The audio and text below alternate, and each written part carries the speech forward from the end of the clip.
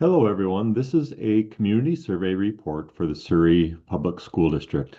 My name is Darren Sievers, and I'm a project manager with School Perceptions. We are the third-party research firm that conducted your community survey, and we presented our findings to the school board earlier this week. And oftentimes, what we do in order to get the word out about what we learned through this survey process is we will do a recording of the presentation that we presented to the board. So, in talking with the board, they like that idea. So, this recording is going to be on the website, and some of you are getting it via email.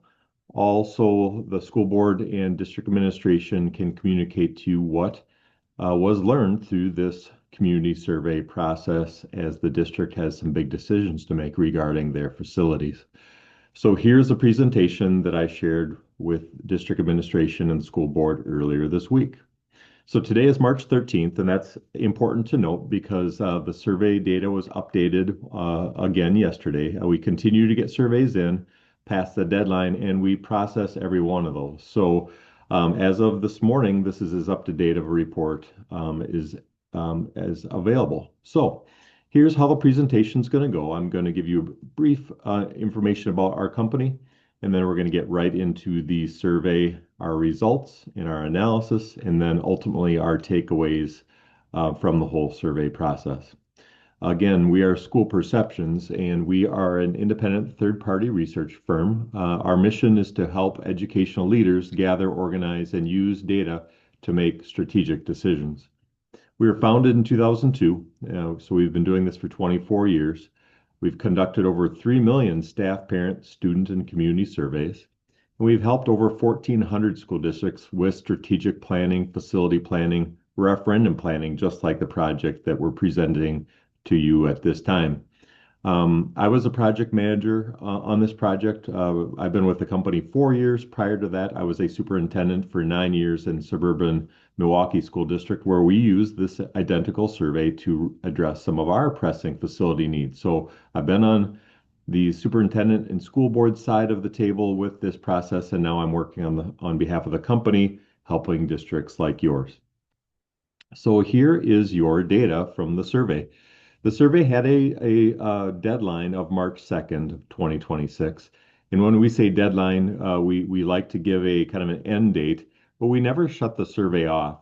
As surveys come in, we continue to process them, and that's what did take place this week. When I presented to the board earlier this week, there were 249 respondents. We got 7 more in since that time, so we're updated now to 256 respondents. That gives the survey a 26.2% response rate. Now, as you're listening to this presentation, if you're wondering, is that a good response rate? Is that a bad response rate? That is an excellent response rate. Across our 24 years of doing this kind of work, our company average is 18%.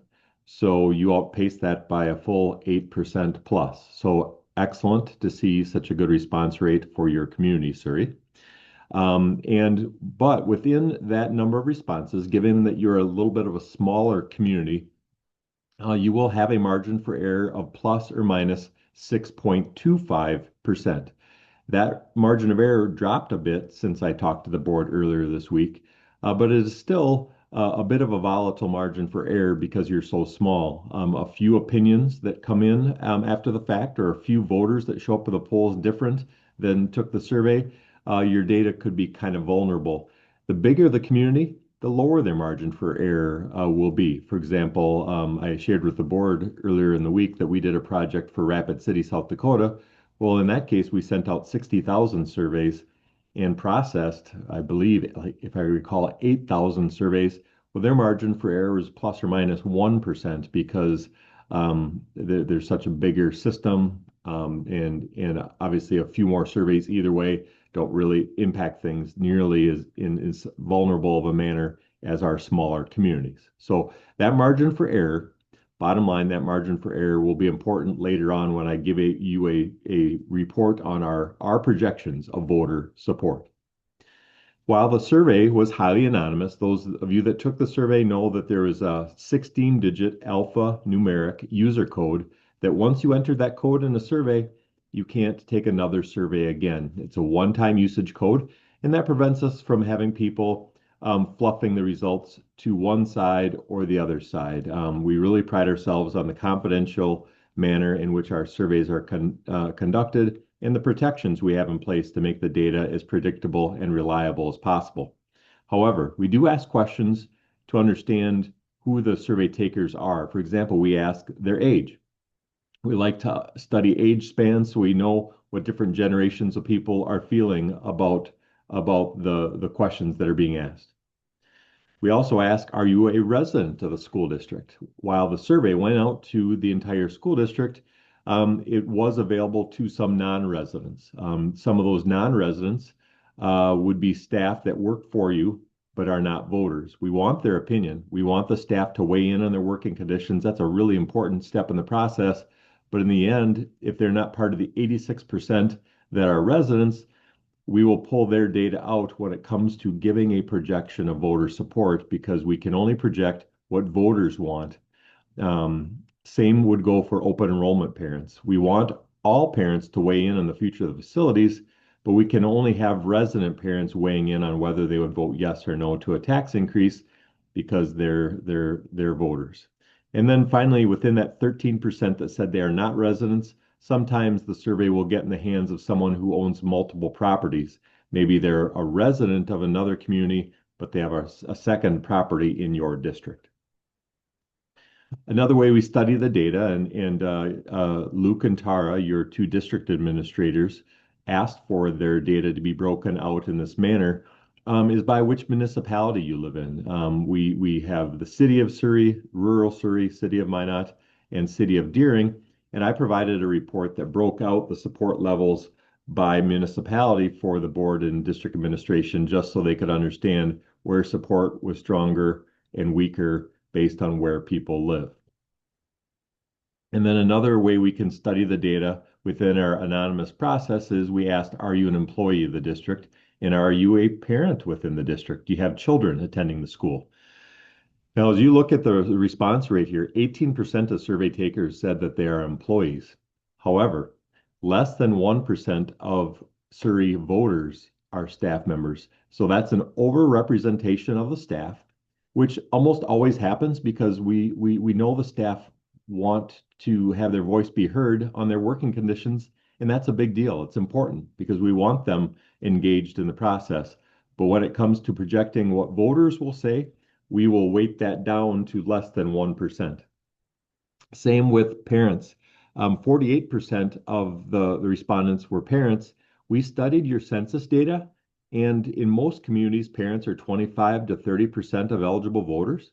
In yours, you're a bit of a younger community, so 40% of eligible voters are parents in Surrey. So as we talk about those groups, there's another group then that we didn't identify, and that is non-parents, non-staff. Non-parents, non-staff are 60% of eligible voters. And so when we asked the question, how would you like to receive information from us? We wanted to study it by non-parents, non-staff, as opposed to from parents, because they have different communication needs. If you look at the light blue bar, parents like an email, they can go to the website, and largely they can go to social media, followed by a mailed newsletter. However, when it comes to non-parents, non-staff, they really count on a mailed newsletter and then to a lesser extent, social media and the website because they may not have emails that the school district would have in their database, and so we have to reach them in a different manner. This is a very important question to ask because we want to know how these groups want to be communicated with, not just about the bond and the building needs, but also on a day-to-day basis. And what we're seeing is that more and more mailed newsletters are making a comeback. I think all of us are getting so many emails, texts, and links sent to us that there's something about a handheld newsletter communication tool of that manner being shared because that can be something held on to that people can set aside on the counter and come back to at a future time. All right, so as we talk about the survey, there are a variety of needs within the survey. The first one related to some fire code needs that we're going to require some new classrooms to be configured and this was going to cost $5.8 million. Within the survey, we did communicate to taxpayers what the tax impact would be, and you see that below in the chart. And then we asked a very direct question: would you support a $5.8 million bond to pay for 8 new classrooms? As you can see on the chart here, within the options we gave them, definitely yes, probably yes, undecided, probably no, or definitely no. 100% of the staff were in the category of probably or definitely yes. Then when we talk about the parents, 83% were definitely or probably yes, 3% undecided, and 14% no or probably no. Now, the undecideds, that's very low. As I talk about company averages throughout this presentation, typically when we process a survey like this, the average is 12% undecided. So this tells us that parents are crystal clear on where they stand on these new 8 classrooms at the cost of $5.8 million. Then finally, the 60% of voters that don't work for the school district and don't have kids in the system, we asked them as well. And 45% said yes, 5% were undecided, so they're very clear about what this project is asking and how they feel. And then 52% no. So as we look at the 83% yes for parents, 45% yes for non-parents, non-staff, knowing that we're going to weight these based on their representation in the community. And this is hot off the presses because I updated your data yesterday. Our projection would be if a vote were held today that 60.2% of the community would vote yes. Well, a vote for a bond in North Dakota requires 60% plus one vote. So our projection would be that this vote is within the margin for error of passing. And I say within the margin of error, it's an important point to explain. Remember, I said that the data could go up or down by 6% because the community is so small. And a few dozen more people showing up at the polls could swing things either way. And I just experienced that yesterday with 7 more surveys in. This number changed from 59% support to 60.2% support. So just a handful moved the needle on the data to just above passing. So that's how vulnerable a little community like yours can be. So right now, our projection would be that this can go to a vote and we'll let the voters decide. What's hard for us to predict is which way it'll go within that margin for error, but it's worthy of a ballot question. Another question we asked in the survey, we educated about the need for a debt limit to do any work beyond the work that we just asked about because the district only has so much borrowing authority. And if you're limited in your borrowing authority, you have to raise the debt limit and you have to get 50% voter support in order to raise your debt limit. So we asked the question, would you support increasing the district's debt limit from 5% to 10%? And as you can see by the bar graphs there, staff were supportive. Parents supportive as well, not quite as supportive as staff, but still supportive. And the non-parents, non-staff, very split. 42% yes, 46% no, 12% undecided, which interestingly enough, all 3 groups had our company average of indecision on this debt limit question. So with those 7 new surveys added in our data refreshed, the 50% plus one vote, still needing to take into account that margin for error, we landed at 52.4% support. So there would be enough support to put this to a vote as well. But there's a but, and I'll come back to that after I share the next few data points. Because with an expanded debt limit, the district could do some more work while construction crews are on site. Some of that was related to additional building projects, windows, doors, fixtures, flooring, and ceiling. That would have been $2 million more. And you see the tax impacts right there. Staff fully on board, 100%. Parents, 67% yes. So not as much as the 8 new classrooms, but still favorable. And then non-parents, non-staff at a similar place to the 8 classroom level. So the dip in parent support brought the average that we're going to project down to 52%. Now, again, a reminder here, we're back to bond questions. We have close enough support to ask for the debt limit increase, but now when we're back to building things, it has to be 60% plus one vote. And so this question about the windows, flooring, ceilings, etc., only landed at 52%, which this is where that plus or minus 6.24% comes in. We would project this would not pass if held in an election setting. Another question we asked, what about secure entrances and a common space? $3.7 million. You see the chart and what that tax impact would be. Staff still highly supportive, 94% yes, 6% undecided. Parents, a little bit less support, 60% yes, 10% undecided, 30% no. And then very similar support level for the non-parents, non-staff. So when we weight this project, that dipped below the 50%. So once again, even further outside the margin for error, and we would project that that would not pass either. And then finally, we asked about a gym. The gym project came in at $5.1 million. And the staff were very split on this. 47% yes, 53% no. The parents were very split, 42 and 42, with 16% undecided. And then the non-parents, non-staff were not split. They're very clear that they are not seeing the urgency of adding a gym. So this question was a long ways away from a passage rate. So to summarize, on the next slide, we show you when we weight the groups based on the percent of them in each category within the community. The fire code project just was above 60%. So while we're cautious, we use a stoplight model here. If it were green, we would say we predict it would pass. When it's yellow, we say close enough to put it to a vote, but we can't be sure it's going to pass. And if it's red, we say don't even hold a vote because it's not going to pass. So the fire code issues, the 8 classrooms, 5.8 million, worthy of a vote in our professional third-party opinion. Increasing the debt limit could get asked on the ballot. However, and remember I said earlier in the presentation, there's a but here. And the but is that the projects you would need to raise the debt limit for do not have support.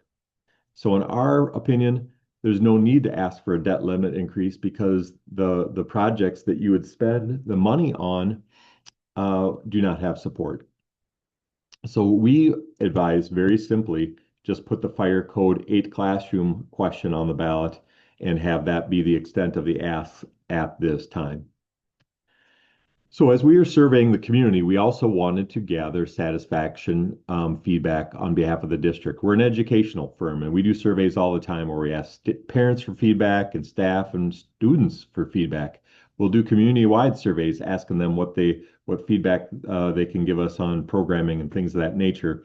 We always ask these satisfaction questions in anything we do because we want to hear just how the school district is seen. And these measures oftentimes are a predictor on whether something will pass or not. So as we asked staff, parents, and then the non-parents, non-staff groups, we broke these satisfaction scores out by the 3 groups. And then the next slide will be a summary. On a scale of 1 to 4, how is the district doing in each of the following areas? Delivering a high quality education, keeping the public informed, managing funds appropriately, and building pride in the community. On a 1 to 4 rating scale, with 4 being great, 1 being poor, the median score is a 2.5.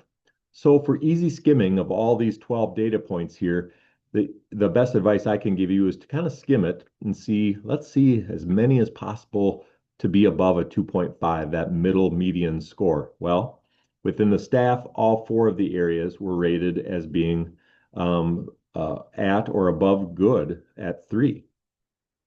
Parents, 3 of the 4 were approaching the 3 mark and above the 2.5, except for managing funds appropriately, which was rated below a 2.5.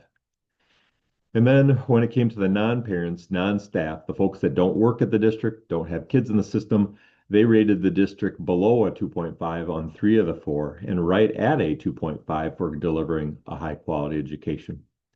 So as we summarize how the district is seen from everyone that took the survey, here are the ratings. The first column is percent of folks that gave the district a 3 or a 4 on each of the four areas.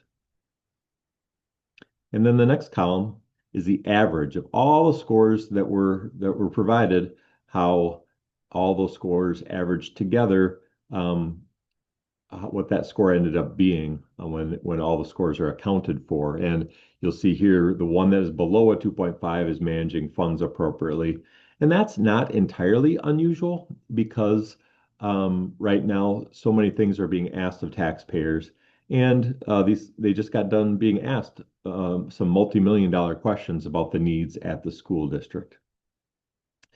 So as we close out the survey, we always end our surveys with this question as well, and it is on a scale of 0 to 10, how likely would you be to recommend the district to a friend or family member?